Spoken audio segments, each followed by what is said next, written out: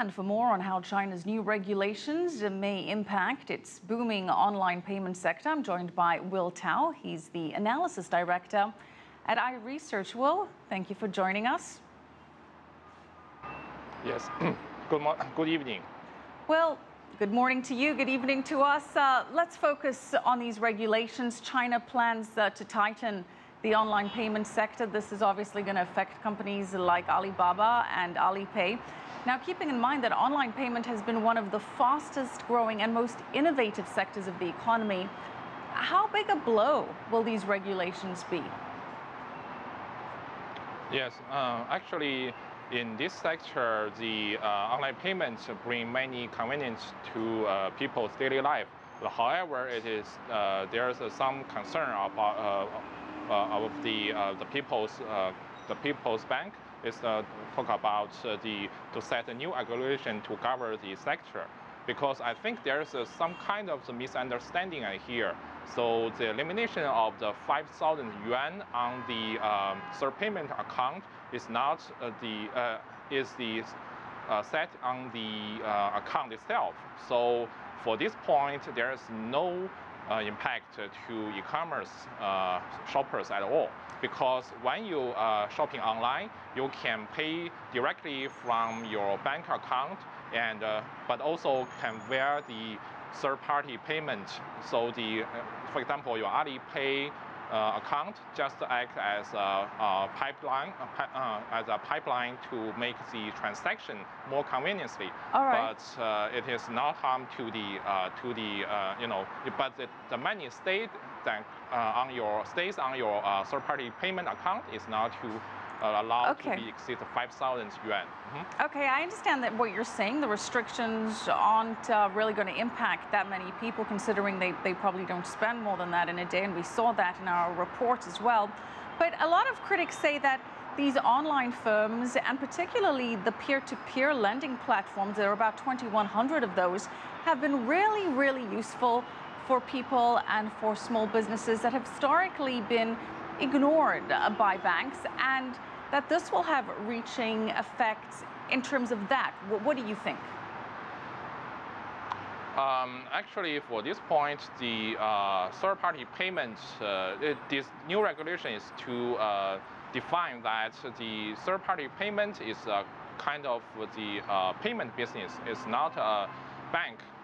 So actually, the Alibaba has a bank license, and they have already set up their online bank right now, and it's opened. It has opened and has business right now.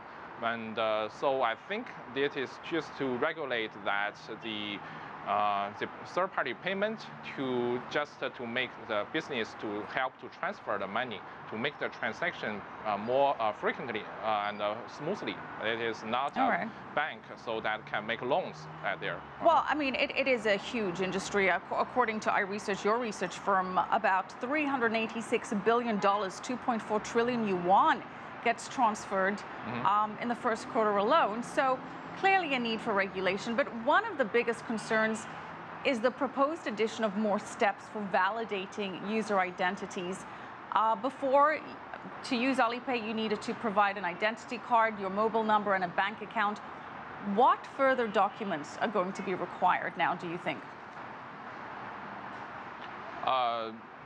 The bank will be acquired that the transactions, the name.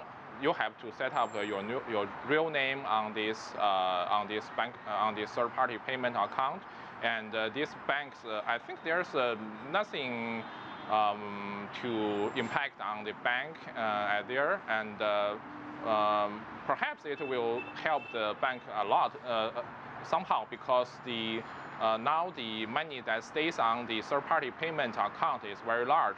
So the bank will get some kind of benefit from the new regulation, and then make sure that their saving account they can make stable of their saving accounts.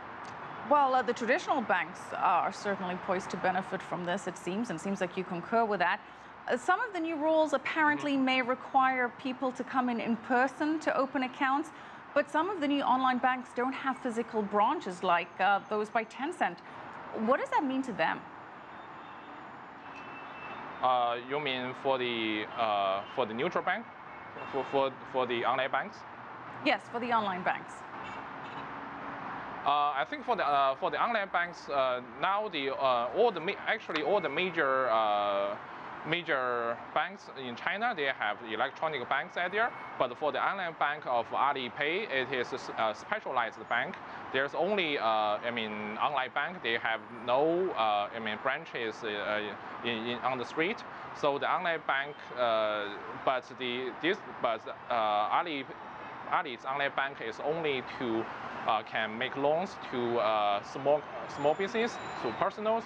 So it's not involved in the corporations, large enterprises.